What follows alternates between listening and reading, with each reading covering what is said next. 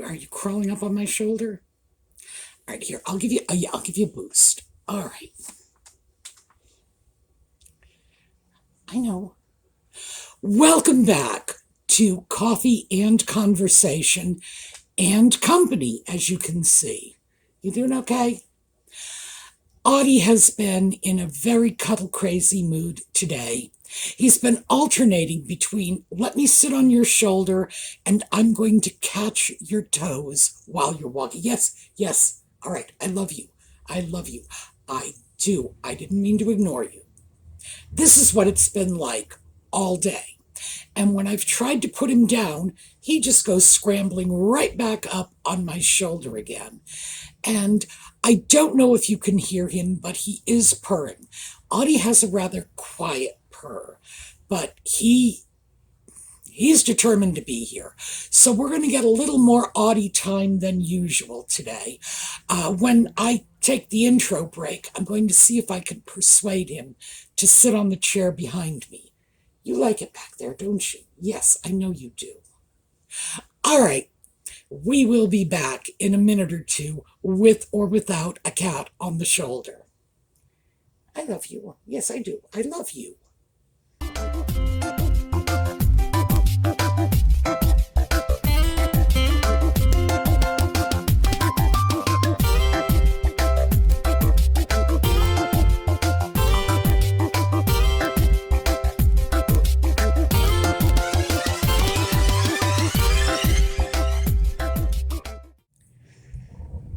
Okay, so it worked. Audie is on the arm of the chair behind me. He is still demanding cuddle, but at least it's not like I need to be on your shoulder. Yes, I know. I know. I'm not sure what this is all about, what's made him so very attention deprived today. And it's not just today. This has been going on for several days now. Don't know what it's all about, but yes, yes. And frankly, having him sitting in my lap is so much better than having him attack my toes when I'm walking. Because, it's like you take a step and then, yeah, you can get back in my lap if you want. It's okay. I know if this goes on much longer, I'm just going to have to set the video aside, deal with the cat, and then come back to this later. Oh, but it looks like he's going away. Okay. We have coffee. We have the Audie cup. We have Audie, who has not abandoned the immediate area. This is pretty good coffee, Audie. It's too bad you don't drink that. So, what's been going on today? Well, the reason I was just so irritated by this chase my toes thing is I have been cleaning. I have been trying to tackle the mess that I acquired at some point in 2020 and never dealt with. And unfortunately, oh goodness, I can't believe I'm actually sharing this with people. I started with the doll room, got about halfway through. The minute I got the floor cleaned up so you could see the rug, even though there are stacks of boxes and stuff on the bookcase and like every flat surface that is not floor has boxes and things stacked up on top of it. But seeing the rug somehow just made me feel like I had accomplished something. So I went in and started attacking the table in the kitchen. And I will do that very often if I'm cleaning. If something just starts to frustrate me, I'll go over, start cleaning something else because I want to stay in the rhythm of cleaning. But sometimes it's easier to just say, I'll come back to this later when I'm more in a mood. So, kitchen table. I figured, okay, I'll switch between the two. But then something interesting happened and I realized I need to clean my desk.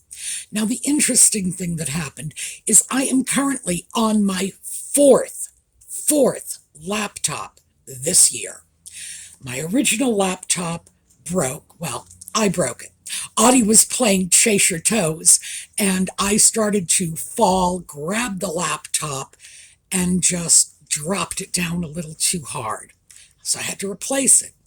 And I got a replacement laptop. That was number 2 this year. That one had a battery that began to swell up. And yes, okay, he's back with us.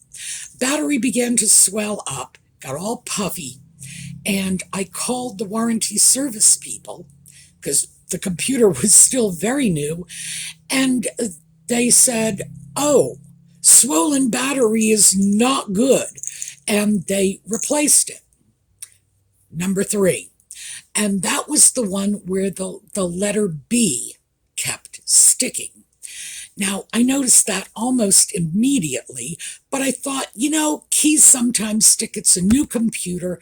The key's sticking. Maybe it'll just not stick. And of course, I didn't want to go through setting up another laptop yet again. But after 6 weeks, I realized not only was the B still sticking, but other keys that I use more often than B. Remember, B is a 3-point letter in Scrabble. No, leave the camera alone.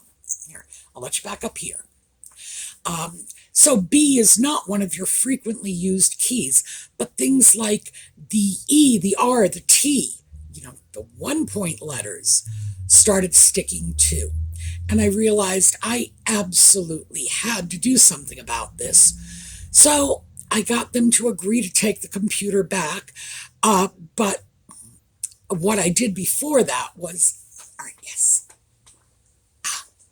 what I did before that was I bought another laptop so that I could transfer information over. I don't know why that seemed so important to me. It did. It seemed important to me. I don't know why it seemed so important to me at the time, because remember, this is number 4. So in addition to the laptop with stuck B, I have 2 other computers that were in use this year, 2023. And although the one with the cracked screen's hard to read, the one with the big scary battery is not. So I could transfer information from that computer over to the new one, because remember, the interim computer only lived here for 6 weeks. So, but it seemed like a good idea to me to not do that, mostly because they did talk about the computer exploding. It's like exploding laptop, battery swollen. So, 4th computer, transferring everything over, all of my email addresses, all of the little bookmarks on my browsers, and putting in my own browser because I despise Microsoft. And this is a wonderful bit of news. I was able to get a program that stops Microsoft Windows from doing automatic updates, which is very important to me, at least, because Windows had a tendency to shut down when I was in the middle of editing videos, which meant I lost all of my work up to that point. And it was just like, we're shutting down now. It's like, I can't save this. It's like halfway through the process. And maybe people who are more talented at editing can save a semi-completed project. But hey, I'm just an old lady in southern Pennsylvania. I don't know how to do that. I need to let the whole thing edit, compile, and then, then they can shut my computer down.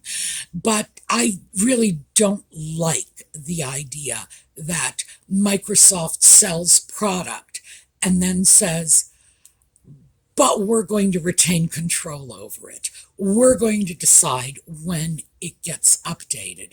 Also, interestingly enough, which I discovered with this new computer, and I've probably been through this before, but just the trauma just erased it from my mind. They demanded an email address when I started setting this laptop up. So they want my name, they wanted a phone number, they wanted an email address, they also wanted access to all of my social media accounts. They didn't demand that, but they did force me to give them an email address or they would not set up my laptop. it wouldn't work without giving them an email address. And they just say in this little note down at the bottom, well, if you don't like this, you can just go in and take it out later. Well, what good does that do? You already have my email address. And it's very scary when you stop and consider how many people do you suppose have Microsoft Windows? Virtually everyone using computer technology these days. And Microsoft has minimally their names and their email addresses. Do I believe for one instant that when I took it out, they deleted it from their system? Oh no, I don't.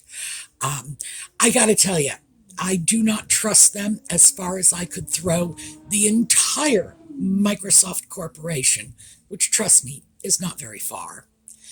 And so naturally, I'm not thrilled about that. And I do keep a whole batch of Gmail accounts. These are the accounts I use for things like scam baiting and, whatever else naughty stuff I get up to online. But I have to go back in there, deal with Microsoft, give them an email address, bring in that program that keeps them from restarting my computer whenever they want to. And one of the things I discovered with one of my older laptops, this is a laptop from 2003, I think, and it's still in my doll room. It runs my printer and my fax, and some other piece of hardware there. Might even actually be my security system. Runs through that old laptop because it doesn't have to be powerful. It just has to run a few things that I don't use all the time. And I still, to this day, and have been for at least 5 or 6 years, get messages saying that my copy of Windows is no longer valid, and I need to go back and give them more money in order to continue to use a program that I bought 15 years ago. So, no trust for Microsoft whatsoever. Anyway, so I'm dealing with all this stuff, and I decide I gotta clean my desk because it was kind of a mess. The doll room, the kitchen table, my desk. If I can get those things sorted out, I'll be good. And I did, in fact, get one drawer completely cleaned out. But my little handheld vacuum cleaner, Dustbusters. I've always called them Dustbusters, but I think that's actually a trade name. Mine is Black & Decker. Little handheld vac to clean.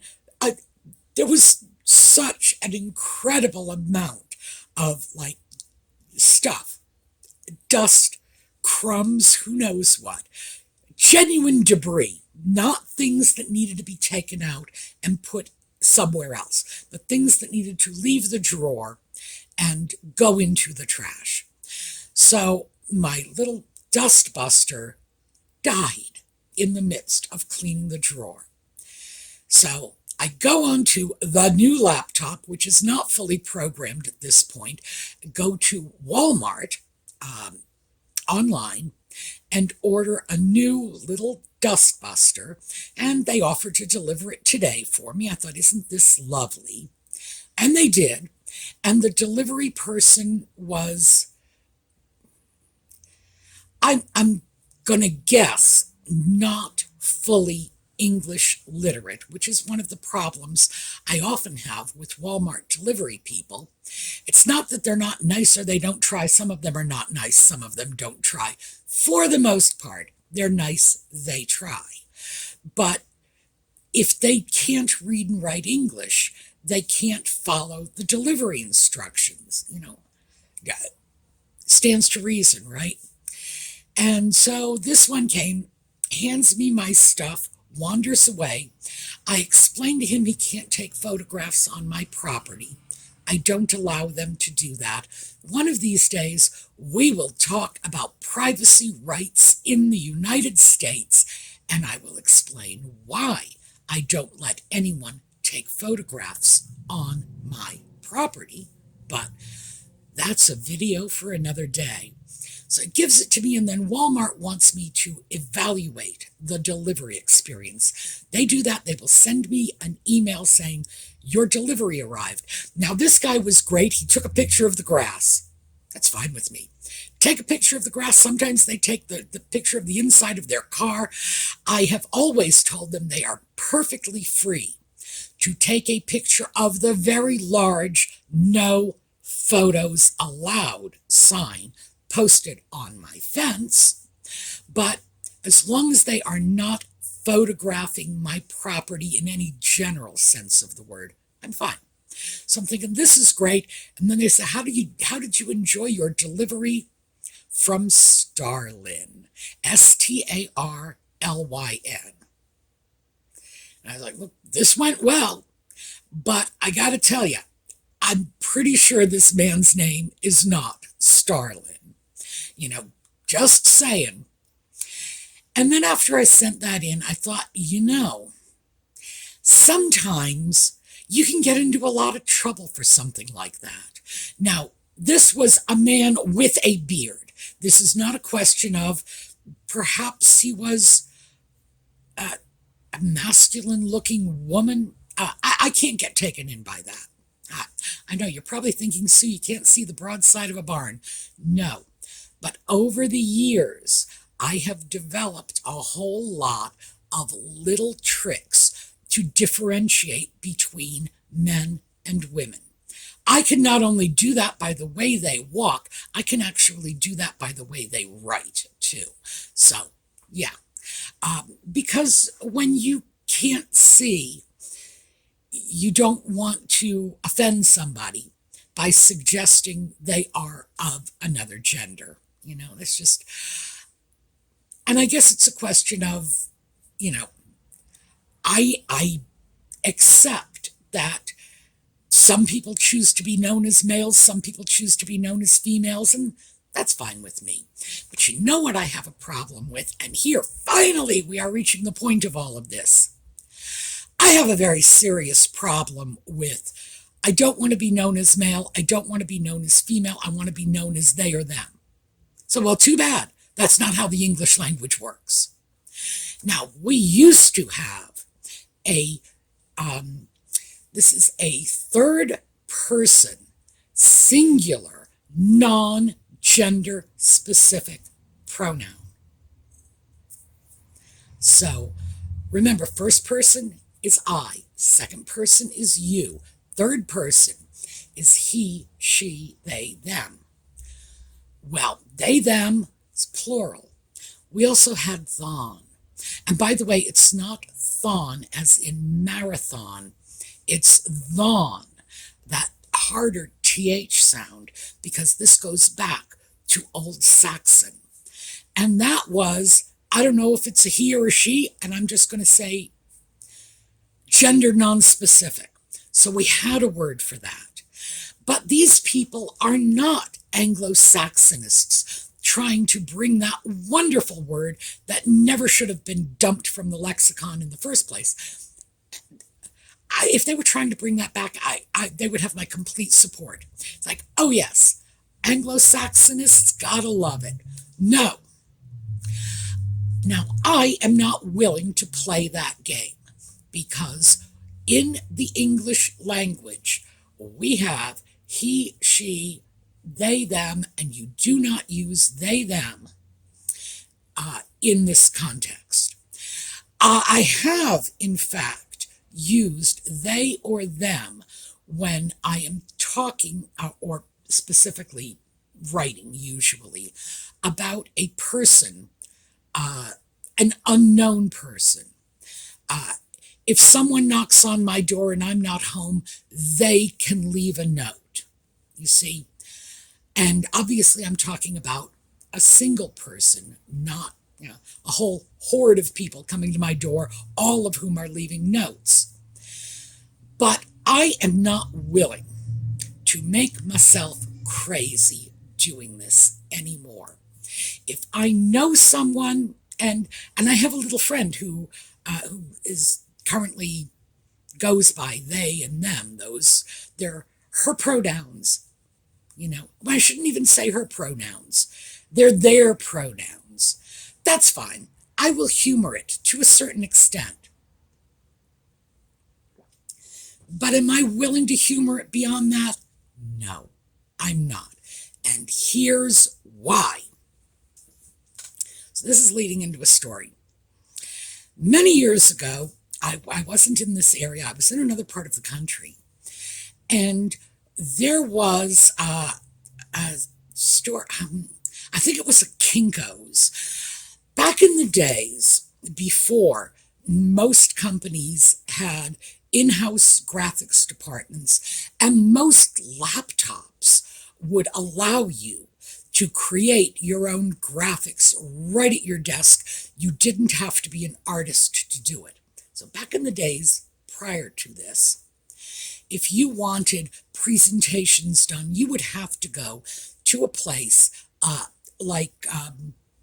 Kinko's is one of them, Staples is another, where they had a printing department, and you would go in and they would help you create your documents.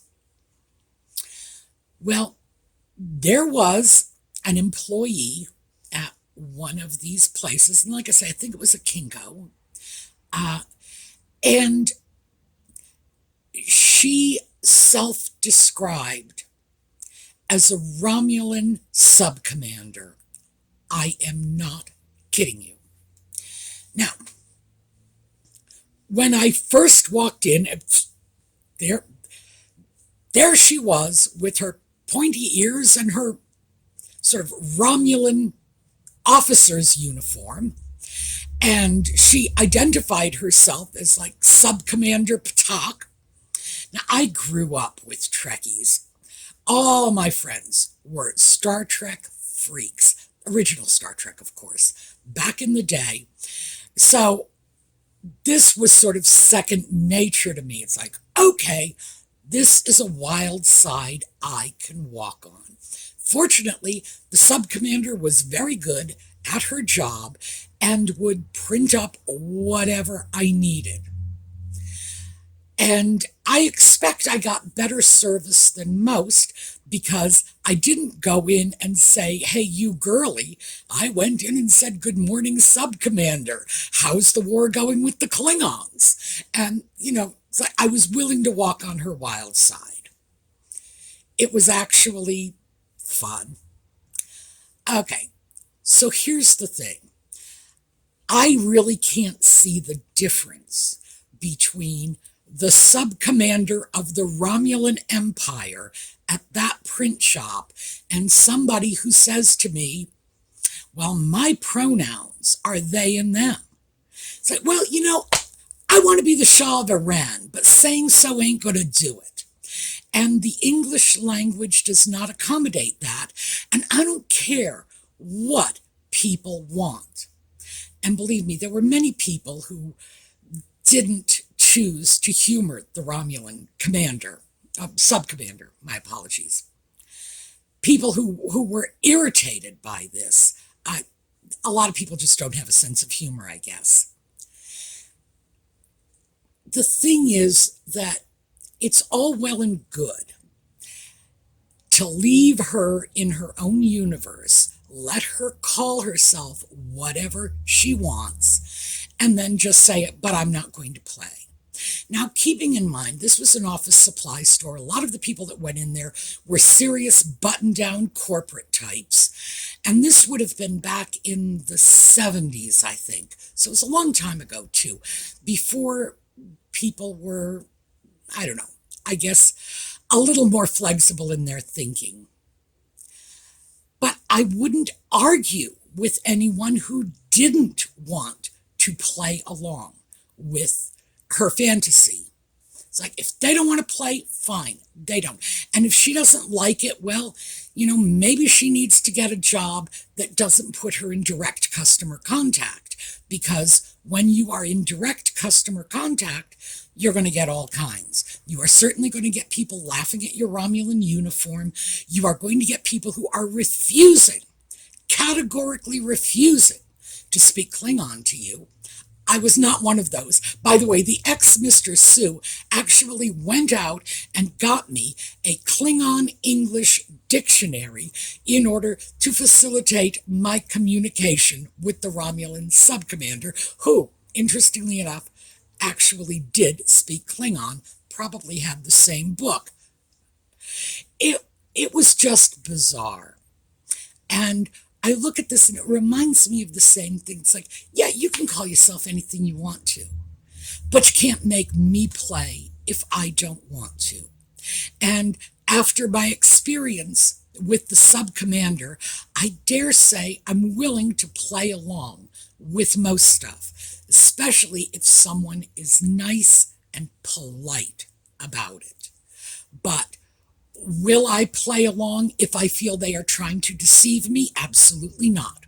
Will I play along if they demand it? If this is just, you have to play my game? Absolutely not.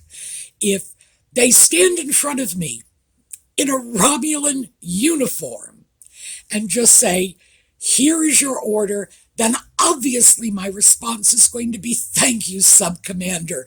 Have we been shaving with a batlet because I noticed a little scratch on your face? No problem. But I am not willing to give up my reality, which is the majority reality, in order to humor someone who is just interested in creating attention. It's like, I don't want to be male or female. I want to be something else. Well, you can't be. I'm sorry.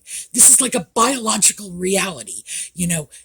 Well, actually, it isn't. You could be intersexed, but that's not usually what they want. It's like, I just want to redefine the world, and I expect the entire world to fall into my way of thinking. The answer to that one is no. No. If you ask me politely, if you do it in a way that entertains me, sure, I'm willing to go along, but not when it's a demand, not when someone expresses this as their right, because it's not anyone's right to insist that the world stop cold and redefine itself to serve the needs of one individual. No, it's not how life works. And these are people who just need to get real, just get with the program.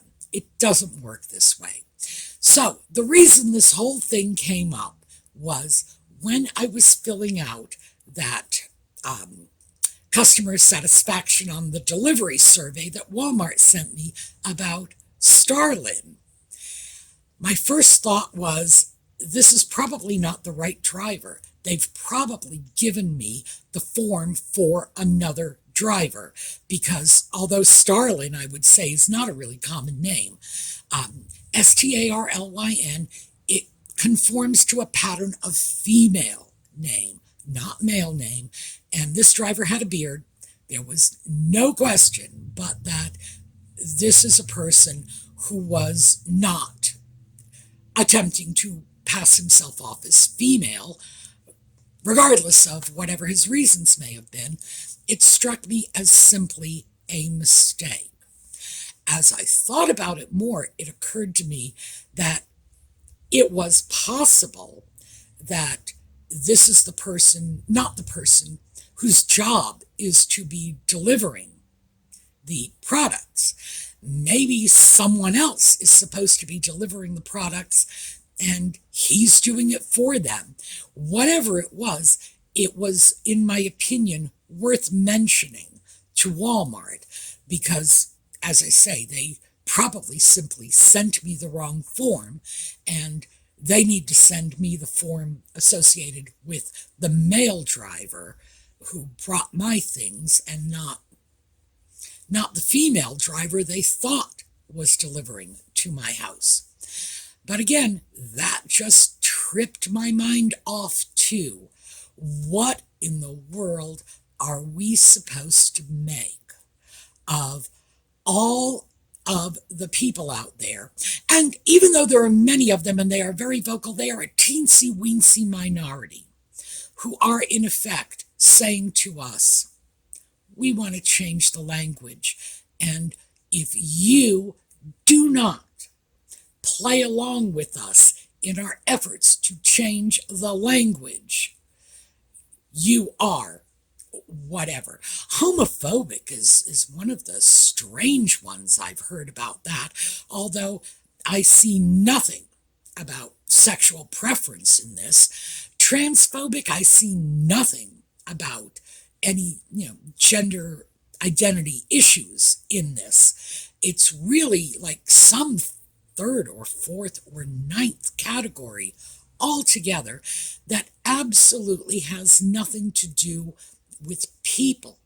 It has to do with language. And I have no desire to see my language lose that whole category of third person singular pronouns.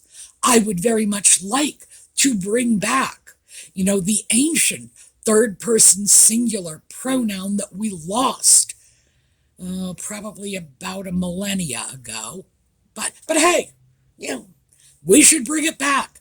That I would be fine with. But am I interested in losing bits of our language that have worked well for us for a very long period of time, and words that in fact had to be sort of thrust into the contemporary lexicon?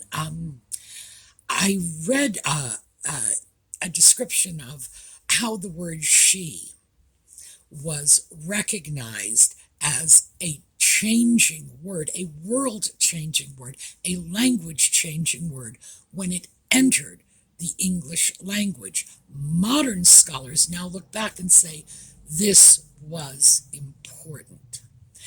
So, no. Am I willing to rewrite the English language? No, I'm not. If you don't want to be he, she, or whatever, you can be anything you please. But you don't have the right to make that my problem.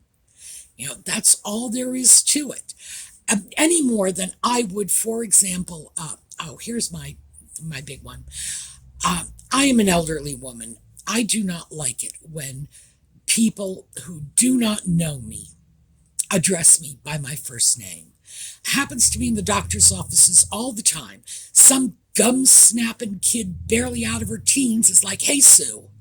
It's like, no, sorry, no. I expect to be treated with more respect than that. And that is just, well, it's bad with the doctor's offices, but it's just, I don't want to go through life with kids who are young enough to be my grandchildren, not even offering me the simple respect of asking me how I would like to be addressed. So, yeah.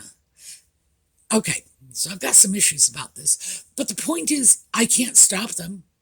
I can tell them what I prefer, but if they don't want to listen, which most of the time they don't, it's not like I'm prepared to, bring a shotgun in and say, call me what I want or I will shoot you. No. So I guess for me, the bottom line is people call me names I do not wish to be called all the time. And those names are, in fact, technically correct. My name is Sue. I'd just rather not have, 20-some-year-old kids calling me Sue. Because when I was a 20-year-old kid, now I sound like my grandmother, when I was a 20-year-old kid, I simply wouldn't have done that. I would have considered that rude and disrespectful. So, yeah. So I guess bottom line is, I think I'm going to hold the they, them crowd to the same standard that I am held to. You can make a suggestion. If you're polite enough, I'll go along with it. If you are in a Romulan uniform and entertaining me, I'll go along with it. But if you're demanding, nah, I'm just going to do the same thing that those little gum-snapping girls at the doctor's office do. And I'm just going to forget you ever said anything and continue to call you whatever I please. And in effect, kind of dare you to do something about it. And as I say, from my own experience, there's nothing I can do about it. So there's nothing I am doing about it. It's simply something I have to put up with because that's what the world does. So they and them crowd, welcome to my world. All right. Thank you for listening to the rant. Quickly, to sum up on the cleaning, I actually got one whole drawer of my dresser, or not my dresser, my desk cleaned. It was the dirtier of the two drawers, so I have hope that by Monday, the whole desk will be clean. And who knows, maybe if I actually clean this one little thing, it will make me feel a little better about going back to the kitchen table, going back to the doll room. And I will keep you apprised of how well Audie is doing. He is sleeping behind me now. So, yeah, that's why he's not in my lap, crawling up my shoulder or biting on my toes. That's what I have for you today. We're going to take a look at a slideshow on the way out, and I will see you all next time. Have a terrific day.